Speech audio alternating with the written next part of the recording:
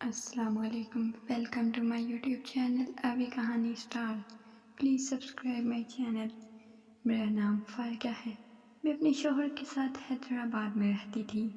میرے شوہر ولید بہت ہی محبت کرنے والے ہیں. شادی ہوئی تو مجھے لگا تھا یہ پیار محبت بس شروع میں ہے. شادی کے کچھ عرصہ بعد باقی شوہروں کی طرح ان کا مزاج بھی بدل جائے گا. یہ ایسے محبت نہیں کریں گے جیسے اب کرتے ہیں. میرے سارے وہم غلط ثابت ہوئے. شادی کے بعد بھی ویسے ہی رہے تھے جیسے پہلے تھے، بلکہ وقت کے ساتھ ساتھ ان کی محبت بڑھتی گئی. کبھی کبھی وہ بس مجھے کچھ مشکوک نظر آنے لگے تھے. کبھی کبھار ایسی حرکتیں کرتے کہ میں حیران رہ جاتی. ان کو پیڑوں مزاحوں پر بڑا یقین تھا اور اسی کے حساب سے کبھی کبھی کچا گوشت اور کبھی کیا کچھ لاتے مجھے نہیں معلوم تھا اور کہیں دبا دیتے. ایک دو بار میں نے پوچھنے کی کوشش کی تو بہت غصے میں ڈانٹ دیا. اس کے بعد میں نے ان سے پوچھنا ہی چھوڑ دیا اور اپنے کاموں میں مصروف رہتی، یہ سوچ کر کہ وہ بہت اچھے ہیں اور محبت کرنے والے شوہر ثابت ہوئے ہیں تو ان کی ہر بات میرے لیے حرف آخر ہوتی تھی. اسی طرح ہماری شادی کو 5 سال گزر گئے. ان کی طرف سے کبھی مجھے مایوسی نہیں ہوئی تھی. ان کی محبت ابھی بھی ویسی ہی تھی، پہلے جیسی تھی، لیکن میں پریشان رہنے لگی تھی کیونکہ شادی شدہ زندگی کے ان سال میں اگر کوئی کمی رہی تھی تو وہ میری طرف سے تھی. ان کو اولاد نہیں دے پائی تھی. یہ سب باتیں مجھے اندر ہی اندر کھائے جا رہی تھی. جب آس پڑوس نئی شادی کے بعد دلہنوں کے ہاں خوشخبری آتی تو دل میں ہوک سی اٹھتی. ان کے چھوٹے چھوٹے بچے جب شرارتیں کرتے تو ان کو دیکھ کر ہنس پڑتی اور بنتے بنتے میری آنکھوں سے اشک بہنے لگتے تو کھڑکی کا پردہ گرا کر بیڈ پر بیٹھ جاتی. لیکن ان سب چیزوں کے باوجود میں نے اللہ و توکل پر یقین رکھا ہوا تھا. نماز روزہ اور اپنی حیثیت کے حساب سے زکوٰۃ بھی دے دیا کرتی. میں خدا سے دعا کرتی، اے اللہ تو بے نیاز ہے نا، سب کو دینے والا ہے، سب کو نوازنے والا ہے، مجھے بھی اپنی رحمت سے نواز دے، میری جھولی بھی بھر دے. عشاء کے وقت میری آنکھ کھلی. میرے شوہر مجھے دیکھ کر مسکرائے اور کہا وہ پیر صاحب کی مزار پر جا رہے ہیں تو نماز کے بعد ان کے کپڑے نکال کے رکھ دوں. وہ جب بھی مزار پر جاتے تو اگلے دن ہی واپسی ہوتی تھی. ان کو کپڑے دینے کے بعد میں باورچی خانے میں آئی. کھانا گرم کرتے ان کو کھلا کر روانہ کر دیا اور سوچو کہ بھور میں ایک بار پھر سے قید ہوتے ہوئے نیند آئی تو سو گئی. اگلے دن اٹھ کر معمول کے کام کرنے لگی. اس کے بعد ولید کا انتظار کرنے لگی، وہ آئے تو پتہ چل سکے. کل اتنی جلدی میں جانے کیا وجہ رہی؟ مجھے زیادہ انتظار نہیں کرنا پڑا. وہ دروازے کی گھنٹی بجی، مجھے پتہ چل گیا تھا ولید آ گئے ہیں تو خوشی خوشی دروازہ کھولا. لیکن وہ اندر آتے ہی مجھے اپنے ساتھ لیتے کمرے میں آ گئے. انہوں نے مجھے وہ کہنے یہ دیکھو شاہ صاحب کے مزار سے لال کپڑا لایا ہوں، اور بولے اس کی خوشبو سونگھ کے اپنے سرہانے کے نیچے رکھ دیا کرو، ایسا کرنے سے تمہیں جلد خوشخبری ملے گی. میں حیران ہوئی تھی لیکن اب ان کے یقین پر یقین کرنے کا دل کر رہا تھا. میں نے بھی حامی بھر لی اور دل سے امید کرتی اب کچھ بھی ہو جائے گا. خوشی خوشی وہ کپڑا سونگھ کے تکیے کے نیچے رکھ لیا. صبح جب اٹھی تو تکیے کے تلے ڈھیروں پیسے دیکھ کر حیران ہوئی.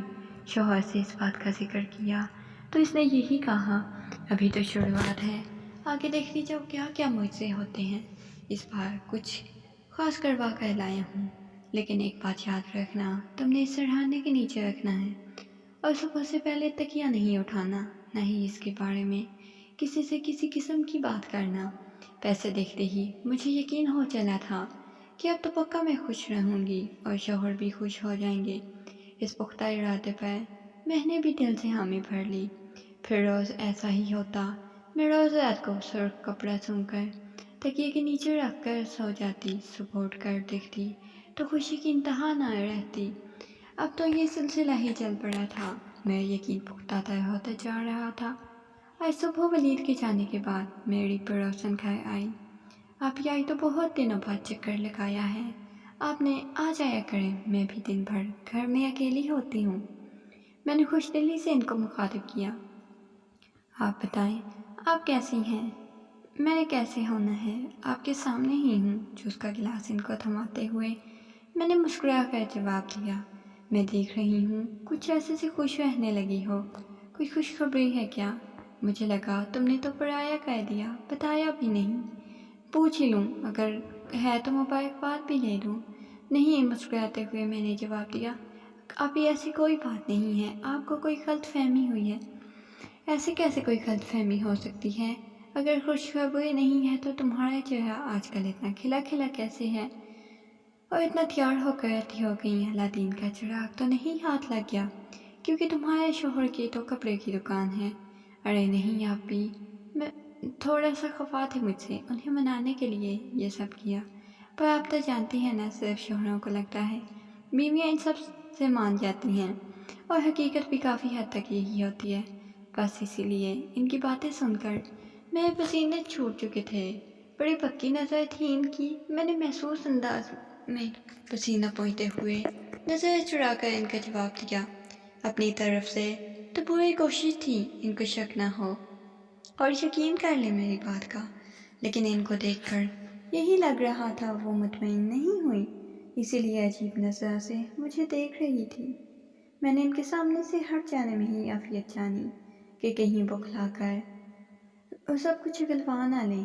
ابھی میں آپ کے لیے چائے لے کر آتی ہوں، آپ تب تک ٹی وی دیکھیے۔ بوا جی خانے میں اللہ کا شکر ادا کیا چائے بناتے سوچ رہی تھی، جلد از جلد ان کو رخصت کر دوں، وہ باتوں ہی باتوں میں کچھ گلوا ہی نہ لیں۔ میں نے شوہر سے وعدہ کیا تھا اس بات کی کسی کو کانو کان خبر نہیں ہونے دوں گی۔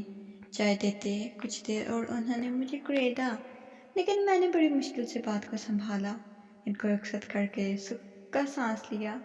یہ سلسلہ وہیں سے جڑ گیا تھا، میں اب بھی وہی کر رہی تھی۔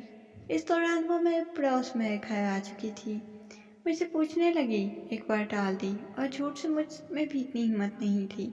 اب میں بڑے آرام سے ان کو مطمئن کر چکی تھی، اب پھر سے میں خوش رہنے لگی تھی۔ اب تو سب نے پوچھنا بھی چھوڑ دیا تھا۔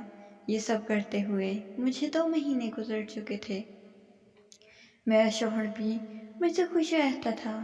تم میری فرما بردار بیوی ہو جس نے میری بات مان لی ہے، اور مانتی رہو۔ دیکھو، مجھے ان سب کی وجہ سے تمہیں واضح تبدیلیاں محسوس ہو رہی ہیں۔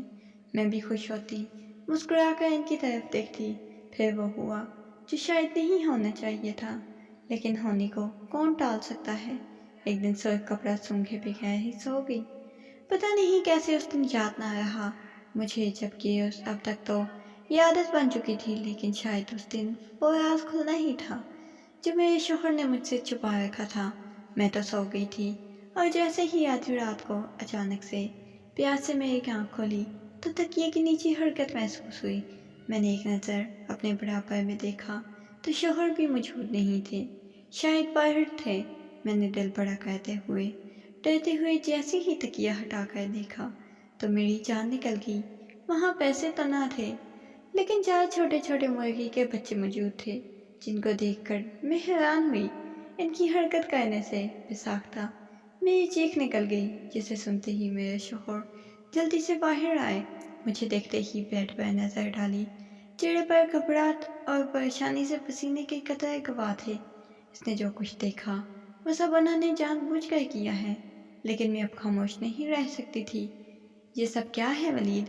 آپ اتنے عرصے سے مجھے بے وقوف بنا رہے ہیں، اور میں بے وقوف بنتی جا رہی ہوں۔ کیوں کیا آپ نے ایسا؟ تم آرام سے بیٹھو، میں سب کچھ بتاتا ہوں۔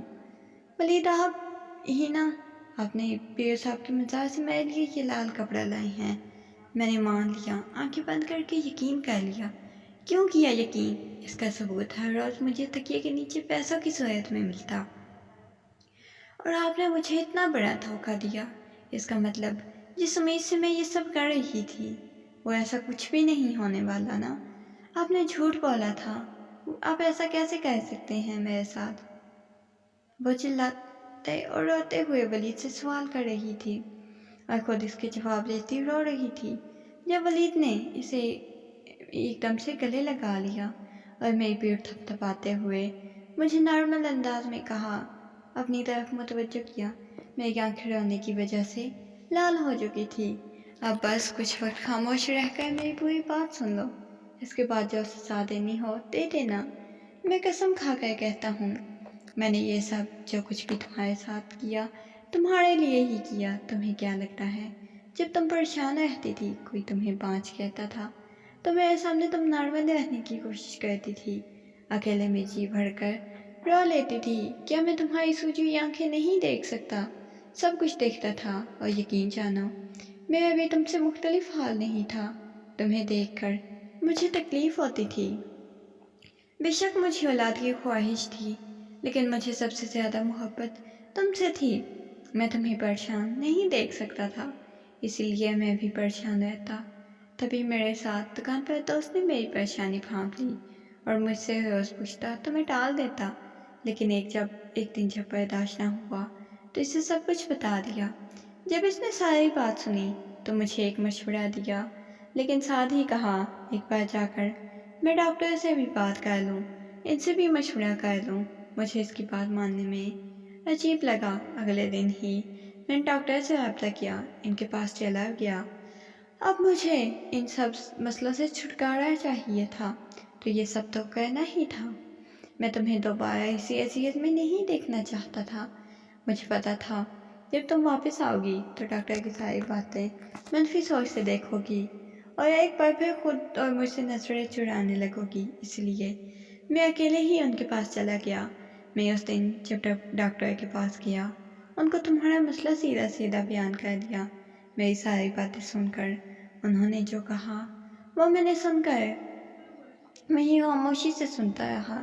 آپ جانتے ہیں میں ایک لیڈی ڈاکٹر ہوں، اب میں آپ کو جو بھی کہوں گی اسے غور سے سنیے گا۔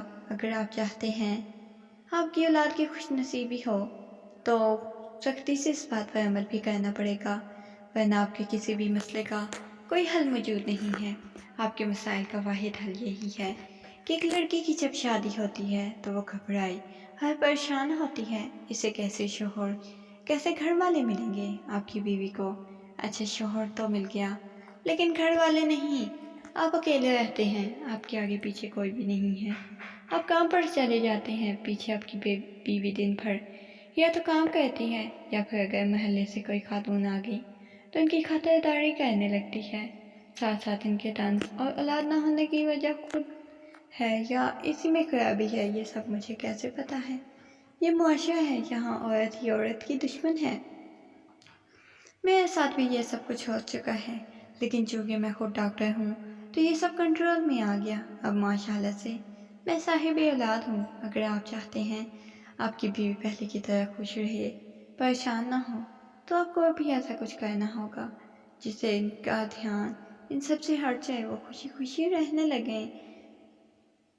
اگر ایسے ہی وہ پریشانی میں رہیں گی تو ان کا بی پی ہائی ہو جائے گا، حمل تو دور کی بات آپ اپنی بیوی کو کھو دیں گے۔ بے شک وہ نماز و روزے کی پابندی کرتی ہیں، لیکن یہ سب بھی باتیں ان کے ذہن میں ڈالی جاتی ہیں، جس کی وجہ سے وہ نہ چاہتے ہوئے بھی وہ یہ سب کچھ سوچنے پر مجبور ہوتی ہیں۔